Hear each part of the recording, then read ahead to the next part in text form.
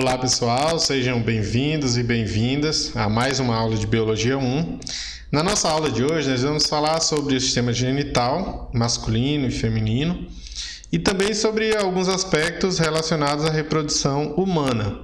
Na nossa próxima aula nós vamos falar sobre o desenvolvimento animal de maneira geral, envolvendo vários grupos de animais. Então, o sistema genital masculino e feminino ele vai ser constituído por uma série de órgãos que são específicos de cada sexo, de cada gênero, e que vão estar relacionados diretamente com a reprodução. Então, os indivíduos do sexo masculino, eles possuem o sistema genital masculino e vão produzir gametas masculinos que são chamados de espermatozoides, enquanto que os indivíduos do sexo feminino vão ser responsáveis pela produção dos ovócitos. A união de ovócitos e espermatozoides é que vai dar origem ao zigoto, que é a célula ovo que se desenvolve para formar um bebê durante o desenvolvimento embrionário. Então, apesar das diferenças entre os gêneros, todos os indivíduos eles devem ter oportunidades iguais para desenvolver o potencial, oportunidades iguais de emprego. Isso é importante a gente destacar para que a gente não misture, por exemplo, a definição do sexo biológico como se fosse um fator limitante ou determinante da função de um organismo dentro da sociedade. Então, qualquer discriminação com base no sexo de uma pessoa precisa e deve ser punida com o rigor da lei.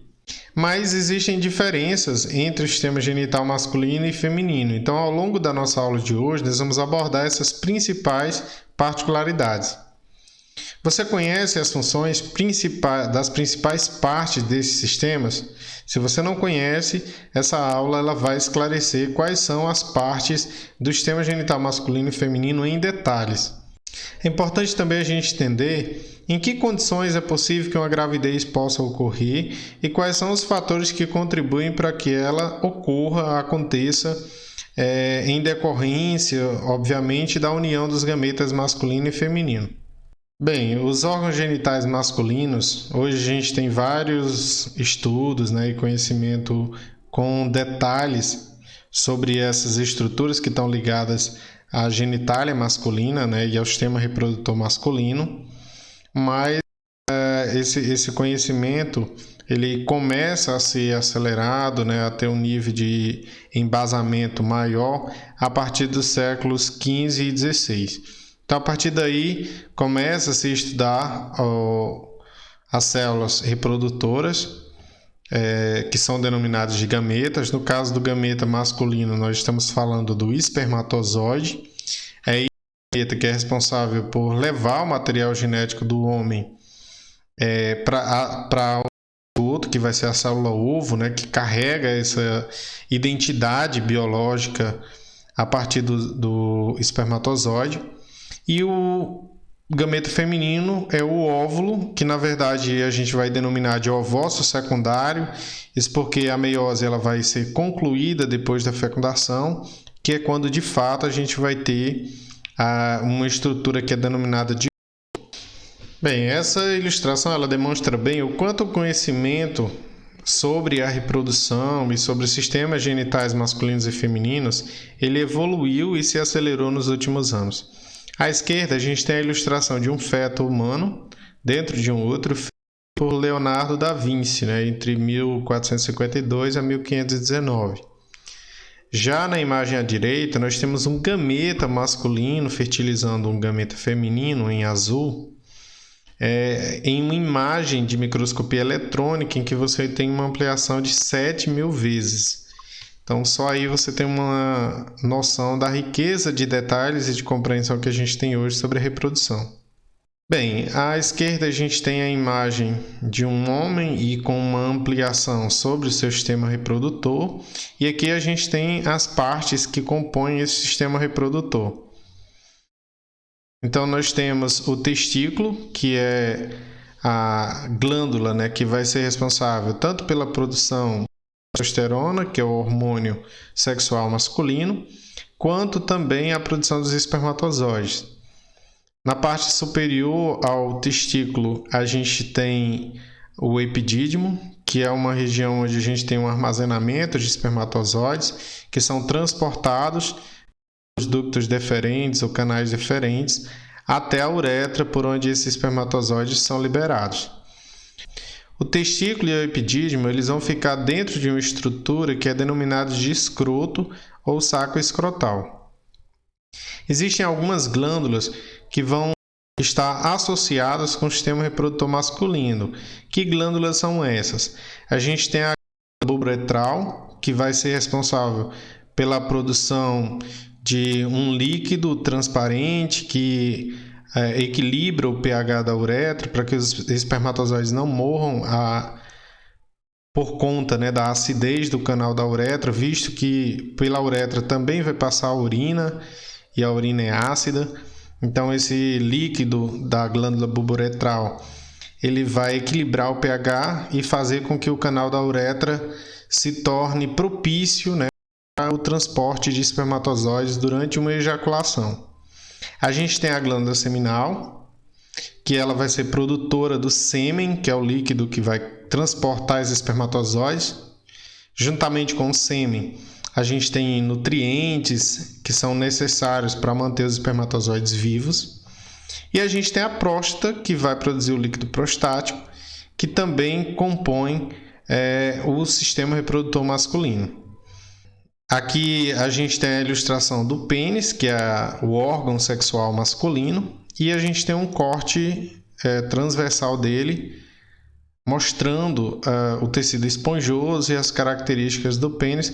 Esse tecido esponjoso ele vai ser responsável por a ereção, visto que o sangue ele vai circular nesse tecido esponjoso durante um processo de ereção, fazendo com que o pênis fique ereto. Bom, tanto os espermatozoides quanto a testosterona são produzidas dentro do testículo, que fica protegido pelo escroto. Esse local de produção de espermatozoides ele é adequado porque a temperatura do escroto ela é um pouco mais baixa do que a temperatura interna do abdômen, o que é adequado para que os espermatozoides possam ser produzidos, assim como a testosterona ser mantida em uma temperatura mais baixa, a temperatura da cavidade abdominal. Por isso, diferente do que a gente vai observar no sistema reprodutor feminino, em que os ovários ficam dentro do abdômen, no caso do sistema reprodutor masculino, as glândulas, os testículos, eles vão ficar dentro do escroto e fora do abdômen. Bom, e aí você pode se questionar, mas dentro do testículo, em que região especificamente a gente tem a produção dos espermatozoides e em que região a gente tem a produção da testosterona? Então, em cada um dos testículos há cerca de 1000 tubos microscópicos muito enrolados que vão ser chamados de tubos seminíferos. Esses tubos seminíferos, eles vão responsáveis pela produção dos espermatozoides no interior desses tubos. Então, os espermatozoides se formam a partir de divisão de células na parede desses tubos, chamados de tubos seminíferos. O conjunto formado pelo líquido das seminais, da glândula prostática e pelos espermatozoides é um líquido esbranquiçado e leitoso que vai ser chamado de sêmen ou de esperma. Em uma ejaculação normal, em que há expulsão desse sêmen, a gente vai ter em média entre 2,5 a 5 mililitros de esperma. E essa quantidade, ela contém algo entre 50 a 150 milhões de espermatozoides por mililitro de sêmen. Então, é uma concentração muito alta de células reprodutivas, de gametas, que a gente tem em uma única ejaculação. Já no caso dos órgãos genitais femininos, a gente vai ter eles no interior do abdômen, no caso dos ovários, eles vão ficar no interior do abdômen, e a gente vai ter a vagina, que vai ser um canal que vai comunicar o útero com a região externa, a partir da vulva. Então, além de produzir óvulos e hormônios sexuais, é no sistema genital feminino que a nossa vida e o nosso desenvolvimento começam, aí no interior do útero. Então, o sistema genital feminino ele vai ser composto, no caso, por 2 ovários, né, um par de ovários, um de cada lado. A gente tem as tubas, que são chamadas de tubas uterinas. Nós temos o útero e nós temos a vagina, que vai ser justamente esse canal muscular que vai comunicar o útero à região externa. Geralmente, uma vez por mês, um dos ovários vai lançar um óvulo na tuba uterina. É na tuba uterina que acontece a ovulação e também a fecundação.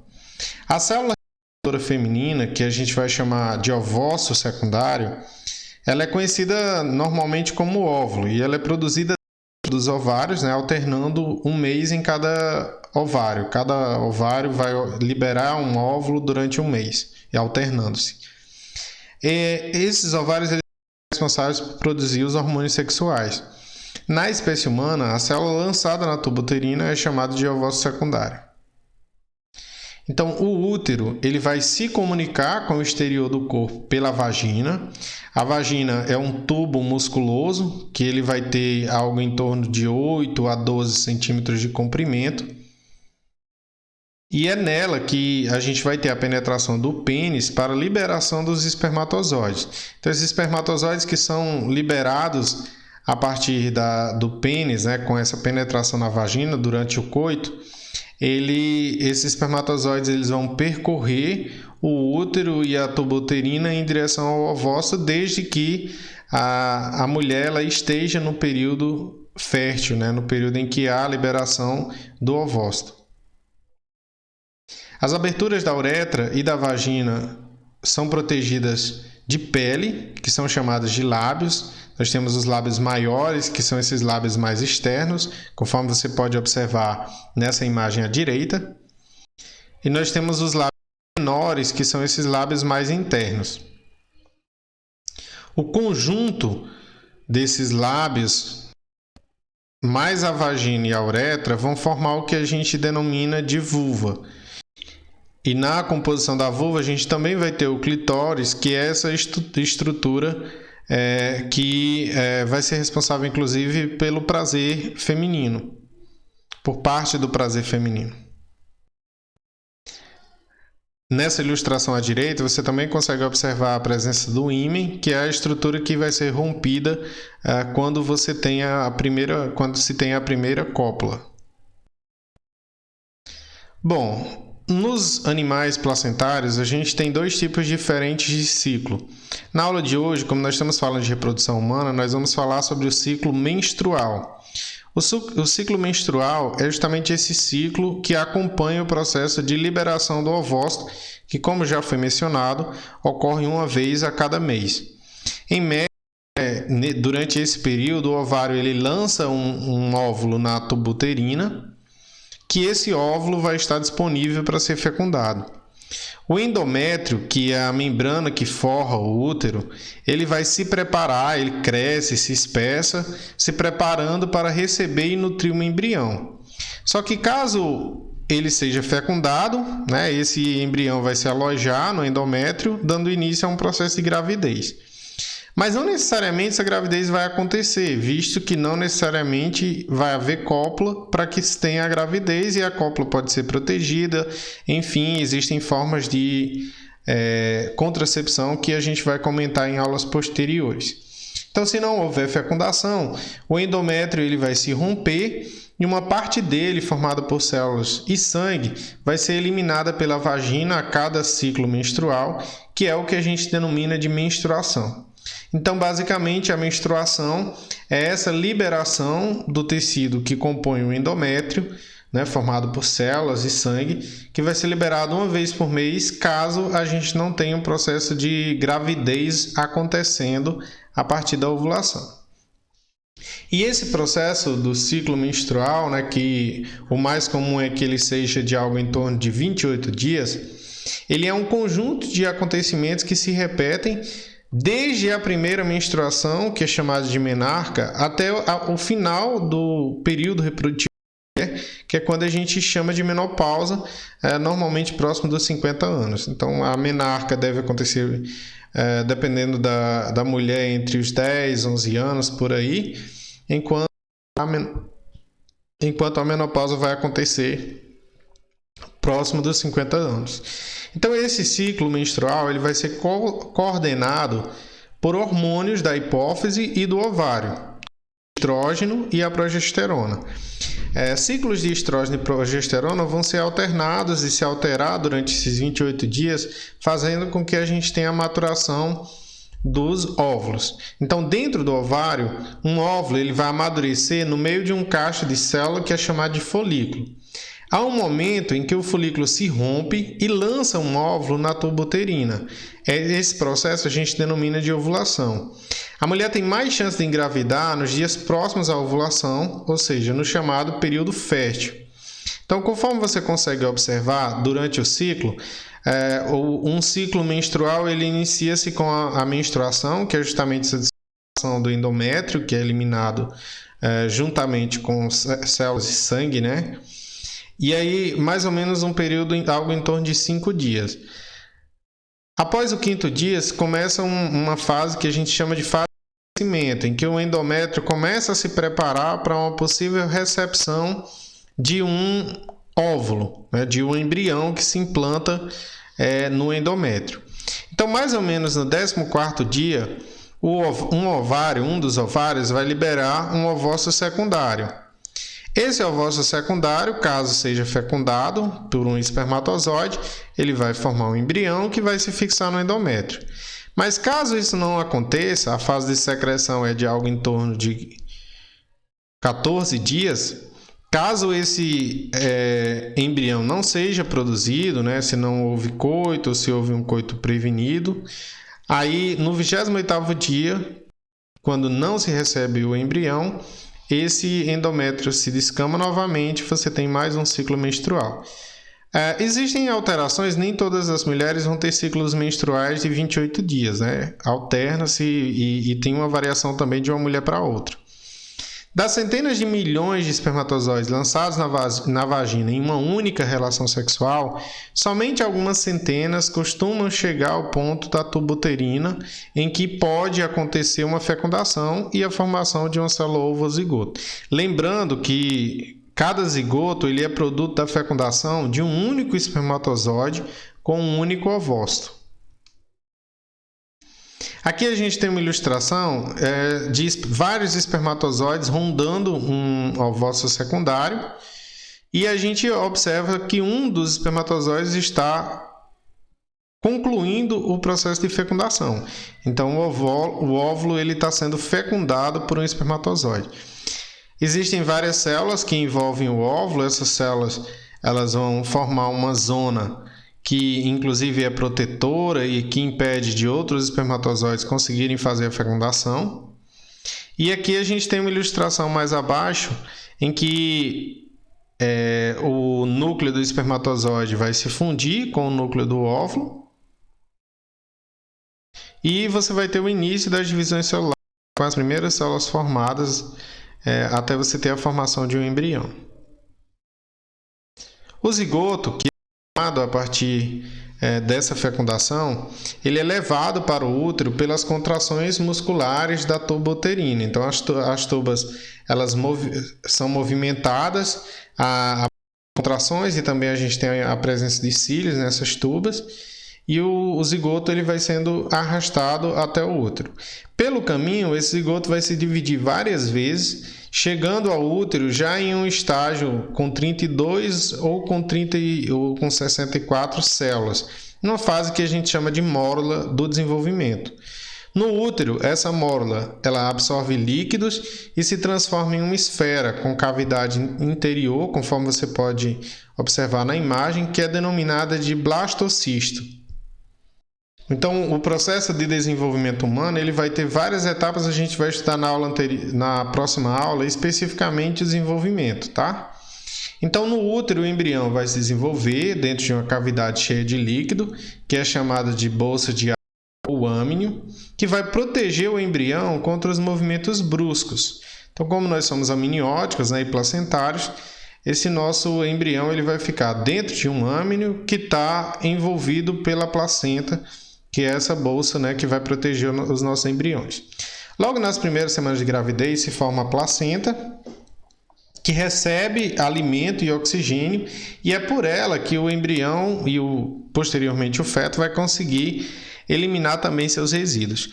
Como você consegue observar, o feto ele vai se comunicar com a mãe a partir da placenta. Então, o cordão umbilical ele vai ser esse elo entre o bebê e a mãe durante o período gestacional.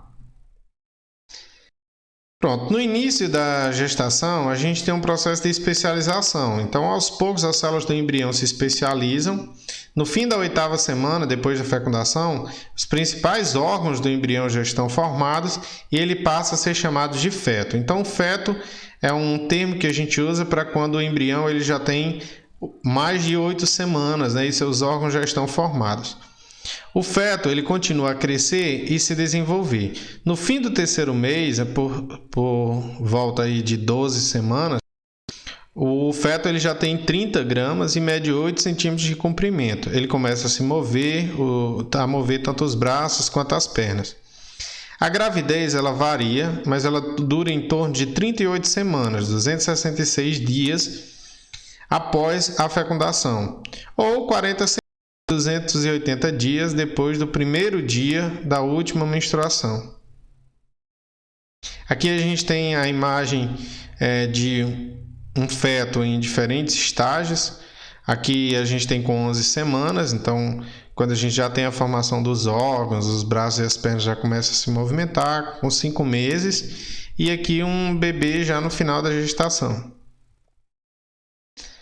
Bom, o parto é o momento em que você vai ter a expulsão desse bebê, né, pela vagina. Ele vai chegar ao mundo, né, a partir do processo de parto.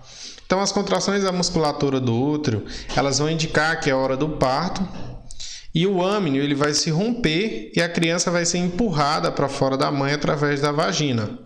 A placenta ela vai ser eliminada e o cordão umbilical vai ser cortado, separando então o bebê da placenta. O umbigo, nosso umbigo, ele é a cicatriz que fica no lugar onde nós tínhamos o cordão umbilical que nos ligava à nossa mãe a partir da placenta.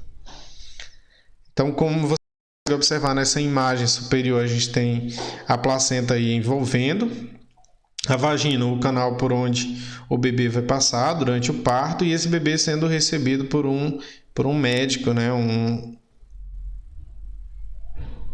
obstetra que está cuidando e acompanhando o parto. Bom, pessoal, essa foi a nossa aula sobre sistemas genitais masculino e feminino e sobre reprodução. Espero que vocês tenham compreendido o conteúdo. Caso fiquem com alguma dúvida, vocês podem postar nos comentários, que eu irei responder assim que tiver contato com essas perguntas ou questionamentos de vocês. Bons estudos e se lembrem, né, de fazer as atividades deste capítulo.